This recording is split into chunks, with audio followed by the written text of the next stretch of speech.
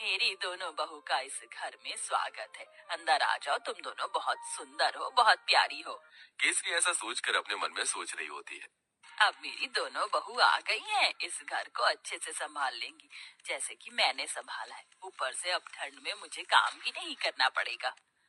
जैसा मैंने सोचा था उससे भी बहुत सुंदर है मेरा ससुराल। अपना ससुराल देखकर तो मुझे इतनी खुशी हो रही है कि बस क्या बताऊं। मेरी तो सारी ठंड भी भाग गई। यहाँ तो किसी चीज की कमी ही नहीं है। सच कहूँ तो बहुत सुंदर लग रहा है ससुराल। पहले तो मैंने बहुत गरीबी देखी है, लेकिन ससुराल में किसी चीज की कमी नहीं होगी क्योंकि सब बढ़िया है। दोनों बहू के चेहरे पर मुस्कान थी। तुम दोनों बहुत थक चुकी होगी और तुम्हें ठंड भी लग रही होगी। चलो, मैं तुम्हें तुम्हारे कमरे में छोड़ आती हूँ। उसके बाद तुम्हारी पहली रसोई की रस्म करेंगे। केसरी ऐसा कहकर अपनी दोनों बहू को उनके कमरे में लेकर जाती है, जहाँ दोनों बहू थोड़ी देर आराम करती हैं। कुछ ही देर में केसरी उनके पास आती है और उन्हें पहली रसोई की रस्म के लिए बुलाती है। तुम दोनों ने आराम तो कर ही लिया होगा, चलो पहली रसोई की रस्म भी कर लेते हैं। केसरी ऐसा कहने के बाद दोनों बहू को ठंड में रसोई में छोड़कर बाहर चली जाती है। थोड़ी ही देर में फिर से वो दोबारा आती है। मुझे माफ कर देना, मैं तो तुम्हें सामान निकाल कर देना ही भूल गई। अभी देती हूँ।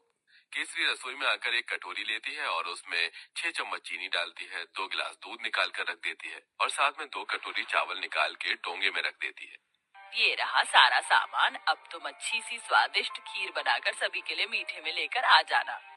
केसरी इतना कहकर रसोई से बाहर चली जाती है और दोनों बहू एक दूसरे की तरफ देख रही होती है। लगता है माँ जी हमें कुछ ज्यादा ही भली समझ रही हैं। मुझे तो लगता है कि उन्हें ये लग रहा होगा कि हमें खाना बनाना ही नहीं आता। चलो कोई बात नहीं, हम अपने हिसाब से बना लेते हैं। ज्यादा बनाएंगे ताकि रात को खाने को मिल जाए। खाने के बाद कुछ मीठा अच्छा लगता है। इस तरह आराध्या और राधिका दूध चीनी चावल निकाल कर ज्यादा सी खीर बना लेती हैं, जिसके बाद वो खीर परोसकर घर में सभी को देती हैं। बहुत अच्छी खीर बनाई है। वैसे ठंड में खीर अच्छी लगती है, लेकिन चलो खाना तो अच्छा बनाना आता है तुम्हें। कितनी अच्छी बात है, मेरी बहू तो बिल्कुल मेरे जैसी आई है, थोड़े सामान में ही अच्छा खाना बनाना। केसरी ये सोचकर बहुत खुश हो रही होती है। वो कुछ देर बाद अपने कमरे में आराम करने चली जाती है। अब दोपहर का खाना बनाने की बारी आती है, तो दोनों बहू ठंड में रसोई में आती है। कुछ ही देर में केसरी भी रसोई में आती है। अरे इस वक्त तुम रसोई में क्या कर रही हो? माँ जी हमने सोचा कि समय पर ही दोपहर का खाना बना देते हैं। अरे दोपहर के खाने की क्या जरूरत है, सीधा शाम को खाना बनाना चाहिए ना। वैसे भी ठंड में इतनी भूख कहाँ लगती है। और इस पतीले में क्या रखा है? केसरी तब पतीले को देखती है तो उसके अंदर खीर होती है। हे भगवान, इतनी सारी खीर! तुम दोनों ने इतनी सारी खीर कैसे बना दी, जबकि मैंने तुम्हें सिर्फ 2 कटोरी चावल दिए थे, 2 गिलास दूध दिया था। अरे माँ जी, हमने ज्यादा इसलिए बना ली थी ताकि हम रात तक आराम से खीर खाते रहें। हे भगवान, तुम्हारा पेट है कि कुआं? आज के बाद ऐसा बिल्कुल नहीं होना चाहिए। जितना मैं सामान दूंगी उतना ही बनेगा। ठंड में इतना खाना कोई नहीं खाता। लेकिन माँ जी, लेकिन वेकिन कुछ नहीं। इस घर को चलाना है या घर की बर्बादी करनी है? आज से ही अपने कान में आटा लगा लो, फिर ये गलती नहीं होनी चाहिए। राम राम राम, इतनी सारी खीर देखकर कहीं आज मुझे हार्ट अटैक ही ना आ जाए। ऐसा बोलते बोलते केसरी अपने कमरे में चली जाती है और दोनों बहू ठंड में कांपते हुए एक दूसरे को देखती रह जाती हैं। फिर आती है रात को खाना बनाने की बारी। तो रात को जब खाना बनाने दोनों बहू ठंड से कांपते हुए रसोई में जाती हैं, उनसे पहले वहाँ केसरी मौजूद होती है। उसने पहले ही सब कुछ गिनती करके निकाला होता है। देखो बहू, ये 1 बैंगन है, 4 आलू हैं, साथ में मैंने आटा निकाल कर रख दिया है। इस आटे में से केवल 10 रोटी बननी चाहिए।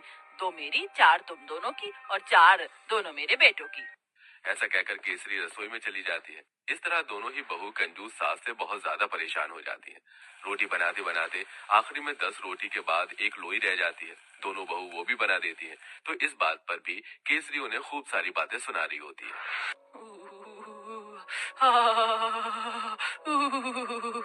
बहुत ठंड लग रही है। एक तो घर के सारे काम करो, ऊपर से खाना भी बनाओ तो गिनती का।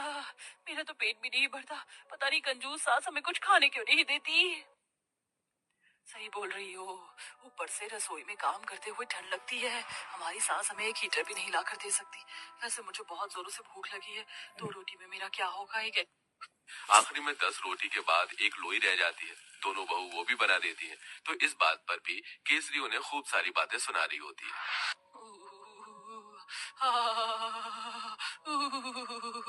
बहुत ठंड लग रही है। एक तो घर के सारे काम करो, ऊपर से खाना भी बनाओ तो गिनती का। मेरा तो पेट भी नहीं भरता। पता नहीं कंजूस सास हमें कुछ खाने क्यों नहीं देती।